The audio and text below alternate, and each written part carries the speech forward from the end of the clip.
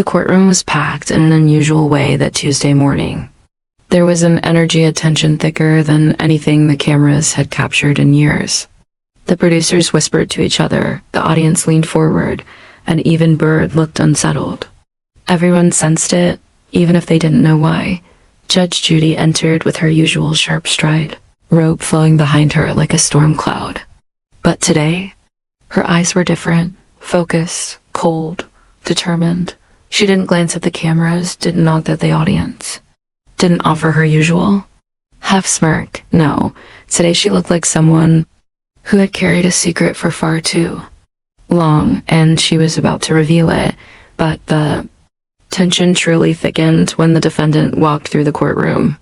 Pastor Elias Warren, America's voice of blessing, best-selling author, megachurch founder, and the man who built a $200 million ministry empire on promises that faith could erase poverty if believers donated generously. He walked in wearing a spotless white suit, the kind only someone very rich or very shameless would wear to court. His smile was polished, practiced, perfect. Cameras captured every angle as he waved gently to the audience like he was walking onto a talk show.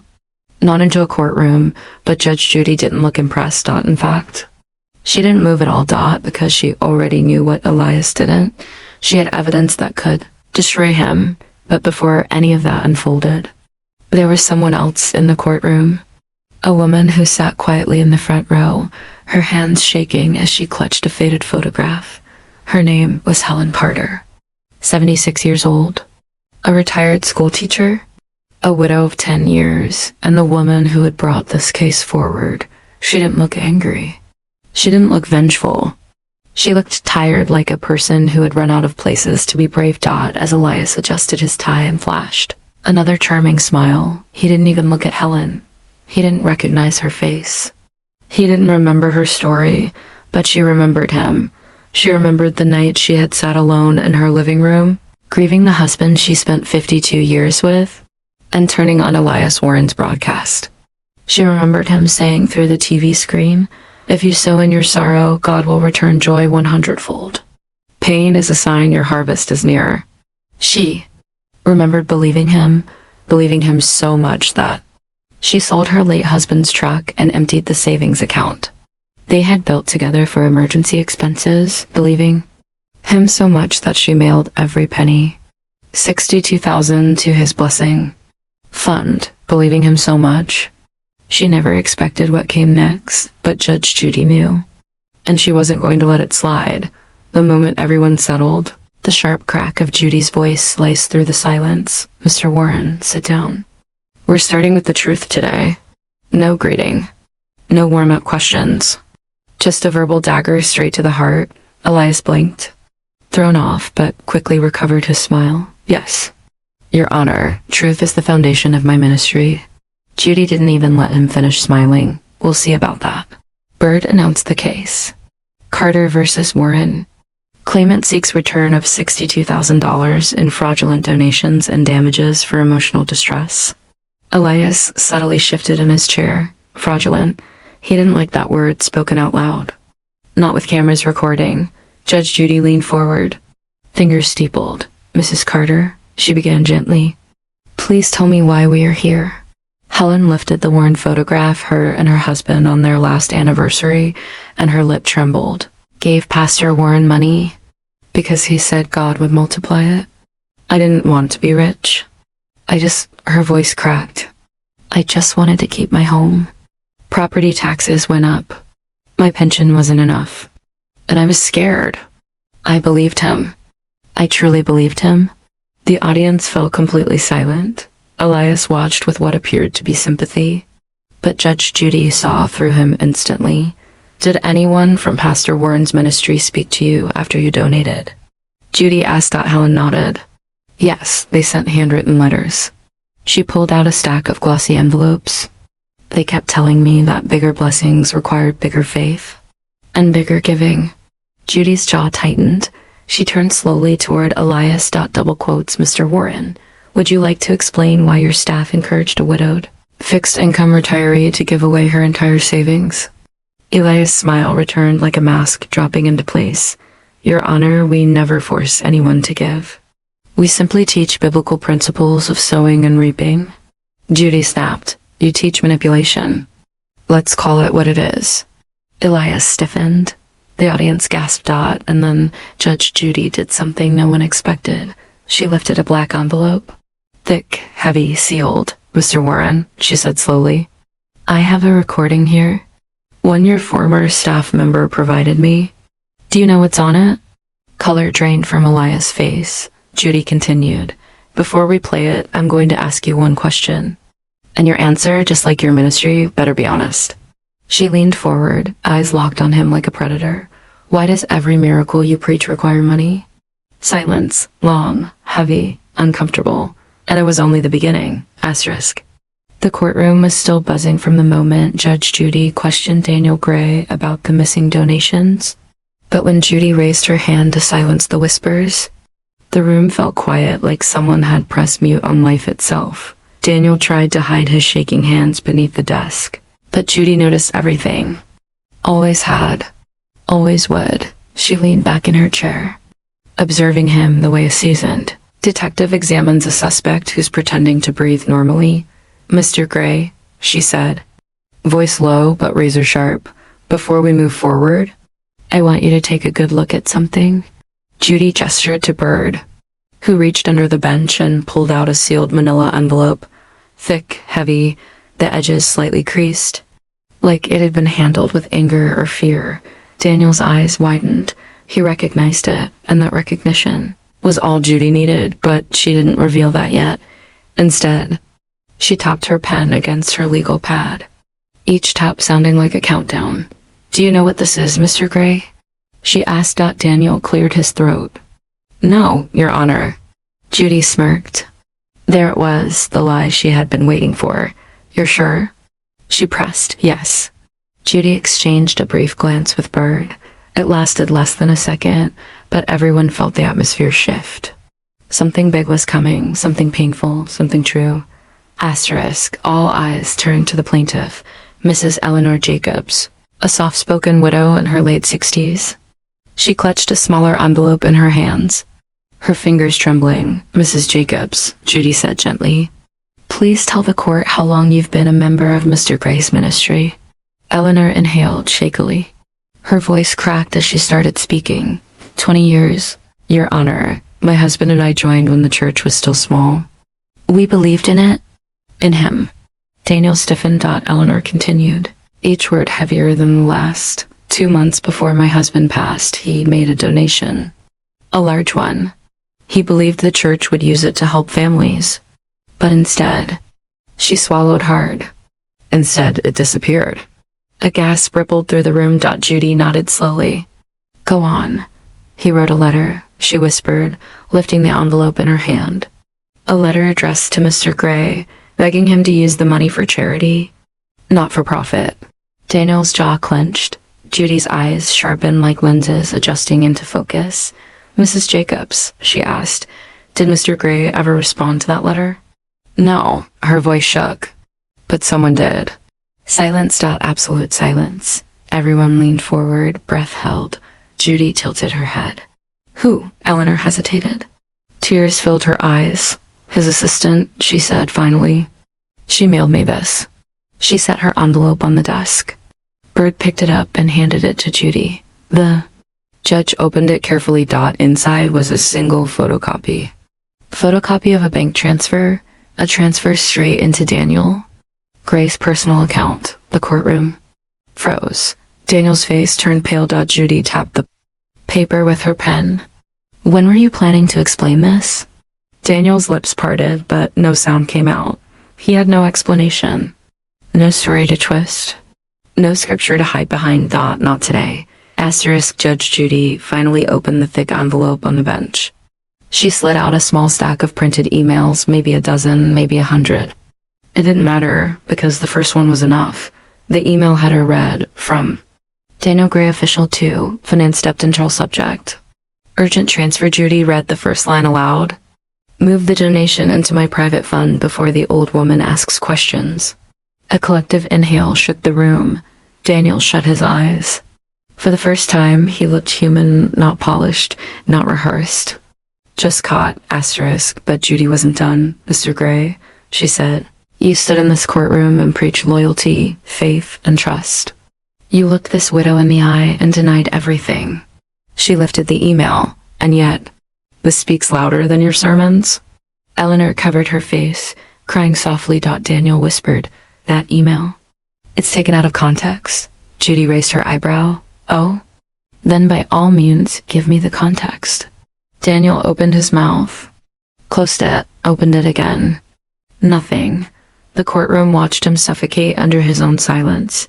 Asterisk. Judy leaned forward, her voice softer but more powerful than ever. Mr. Gray, you don't need a lawyer. You don't need a miracle. What you need is honesty. Daniel's hands trembled. For the first time since the trial began, his mask cracked. He looked at Eleanor. Really looked. Her pain. Her betrayal. Her husband's final wish ignored. Asterisk. I didn't mean to hurt anyone, Daniel whispered. It wasn't supposed to go this far. Eleanor wiped her tears. Then why did you take it? Daniel's voice broke completely. I needed the money to cover my mistakes. I thought I could put it back later. I told myself it wasn't stealing if I intended to replace it. Judy nearly slammed her hand on the desk. But you didn't replace it. Daniel flinched. No, he admitted. I didn't. Judy's voice turned ice cold. Mr. Gray, you stole from a dying man. You stole his last hope, his last gesture of kindness. You stole something you can't ever return, trust. The room felt the weight of those words. Eleanor whispered, my husband believed in you. Daniel broke into tears. I know. Judy didn't soften. Part 3 will determine the consequences of your choices. And they will be severe. She banged the gavel. Court is adjourned. Asterisk. The moment Judy's gavel struck the bench, the courtroom erupted into a chaotic hum. Whispers, gasps, murmurs. The kind of noise that comes when truth finally cracks open a lie. But even as people buzzed with shock, Judge Judy stayed seated for a moment longer, watching Daniel Gray crumble into himself. He wasn't a preacher now. Not a public figure. Not a man of influence. Just a person stripped of every layer he used to hide behind. And he knew it. Bird stepped beside Judy as she stood. You all right, Judge? He asked quietly. She exhaled. This one's not just about money, Bird. It never was. Back in the courtroom, the tension reached to our nest. 20 minutes later, the courtroom reconvened. People shuffled back into their seats, eager and terrified for what came next. Daniel walked in slowly, shoulders hunched, eyes swollen from crying. The confident swagger he had when he first entered was gone, buried under guilt and fear. Mrs. Eleanor Jacob sat stiffly on the plaintiff's bench, clutching her late husband's letter against her chest like it was the only anchor keeping her from breaking apart completely. Judge Judy entered. The room rose. She didn't look left or right. She looked straight at Daniel. Mr. Gray, she began, before we proceed, I'm giving you the chance to tell this court the full truth. All of it, not for me. Not for the cameras. For her. She pointed at Eleanor. Daniel's eyes filled with tears again. He nodded. I need a moment, Your Honor. Judy gave a small nod, permission, but not sympathy. Daniel turned to Eleanor, voice trembling. Mrs. Jacobs, I knew your husband. More than you think. He paused, choking on his words. He wasn't just a member. He helped build the first youth center with me. He donated when no one else trusted my ministry. Eleanor didn't blink. She didn't move. He believed in you, she whispered. He pressed a hand to his forehead. I know, and I failed him. I failed both of you. He swallowed hard, hands shaking violently. I took the money because I was drowning in debts. Poor decisions. Personal expenses. Things I shouldn't have bought. I told myself I'd pay it back before anyone found out. He wiped his tears with the back of his hand. But when he passed, and the letter arrived, I panicked. I pretended it never existed.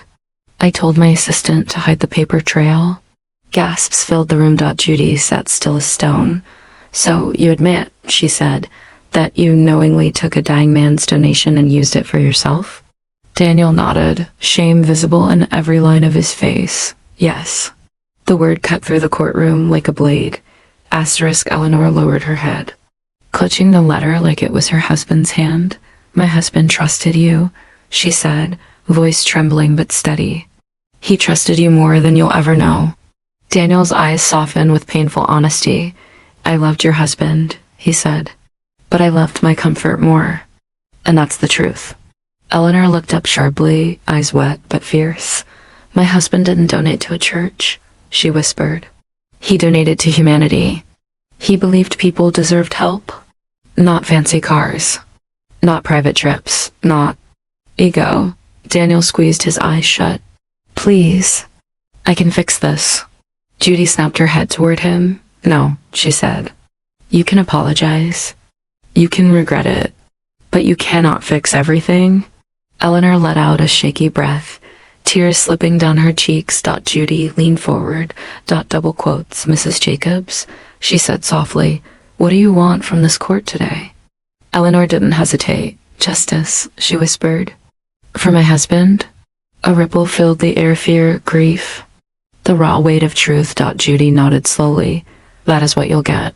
The crumbling mess. Daniel wiped his tears and tried to stand straighter. But guilt had bent his spine permanently. Your Honor, he said, I want to make restitution. I'll return every cent with interest. I'll open my accounts. Judy lifted a hand. I'm sure you will. But this isn't about numbers anymore. Daniel swallowed. What is it about then? Judy tapped the email stack in front of her. It's about integrity, trust, and the responsibility that comes with power. She leaned forward. You didn't just steal money. You stole faith. Daniel's face twisted. I know. And I'm sorry. Judy shook her head gently. Sorry is a start, but it won't bring peace to a grieving widow. Eleanor let out a quiet sob. Daniel turned toward her, kneeling on the courtroom floor. I'm sorry, he whispered. From my soul. I'm sorry. The courtroom held its breath. Eleanor stared at him, at the broken man who once preached hope. Then she whispered 3 words he didn't expect. I forgive you. A shocked gasp rippled through the room. Daniel froze, tears spilling down his face, but, she added softly, forgiveness is not freedom from consequences. Judy nodded approvingly. Well said. Judge Judy straightened in her seat, eyes fierce, voice steady. This court finds Mr. Daniel Gray responsible for the full amount of the stolen funds plus punitive damages. Daniel nodded, whispering, I accept. But, Judy continued, her gaze piercing him. There is one more matter. Daniel looked up, confused. Scared. Judy stared into him like she could see every hidden corner of his conscience. I have in this envelope. She tapped it. A document submitted by your assistant shortly before this trial began. Daniel stiffened. Judy opened the paper. His blood ran cold. Mr. Gray, Judy said calmly, your assistant has testified that this is not the first time you redirected donations. The courtroom exploded. Daniel's face drained of color. Eleanor gasped. Judge Judy closed the file. And that, she said, changes everything. She lifted her gavel. Part 4 will conclude this case and reveal the final consequence. Court is adjourned. The courtroom reconvened the next morning, buzzing with anticipation.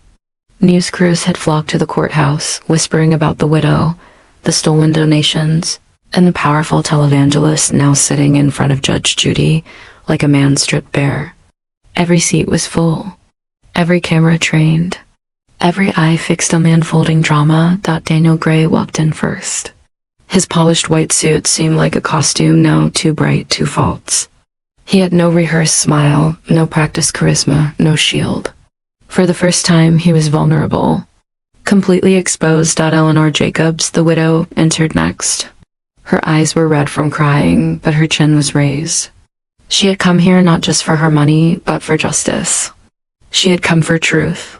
And for accountability. Judge Judy entered, as sharp and commanding as ever.